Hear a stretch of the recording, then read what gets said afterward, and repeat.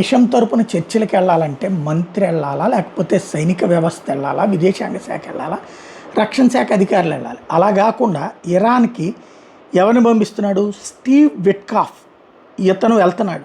Even JD వాన్స్ను కూడా వద్దంటున్నాడు Trump. Jared Kushner కూడా వెళ్తున్నాడు. ఈ స్టీవ్ విట్కాఫ్ అనేవాడు రియల్ ఎస్టేట్ బిజినెస్ అతను, ట్రంప్కి బాగా దగ్గర మనిషి. ఇప్పుడు ఇరాన్ చర్చల కోసం రియల్ ఎస్టేట్ వ్యాపారాన్ని పంపిస్తున్నాడు ట్రంప్. అట్లా జారెడ్ కుష్నర్ ఇతనే ట్రంప్ అల్లుడు. ట్రంప్ పాలనలో సీనియర్ అడ్వైజర్గా పనిచేశాడు. మధ్యప్రాచ్య శాంతి ఒప్పందాలు, అబ్రహాం అకార్డ్స్ లాంటి వాటిలో కొంత అనుభవం ఉంది. బట్ ఇతను అల్లుడు కాబట్టి పెట్టుకున్నాడు. ఇట్లాంటి లాస్ట్ ట్రిప్ నాయకత్వం వహించిన అమెరికా ఉపాధ్యక్షుడు జేడీ వాన్స్ని ఆపే ప్రయత్నం చేస్తున్న ట్రంప్ అతని పోనివ్వమని చెప్పి సైనిక ఇతర విభాగాలు చెప్తూనే ఓవరాల్గా గల్ఫ్నే తగలబెట్టగలిగిన, పెట్రోల్ ధరల్ని భారీగా పెంచేయాలనుకుంటున్నటువంటి అతిపెద్ద యుద్ధం సందర్భంలో రియల్ ఎస్టేట్ వ్యాపారులు అల్లుళ్లతో కథ నడపడం ఏంటి అన్నటువంటిది ఒక విచిత్రమైనటువంటి పరిస్థితి.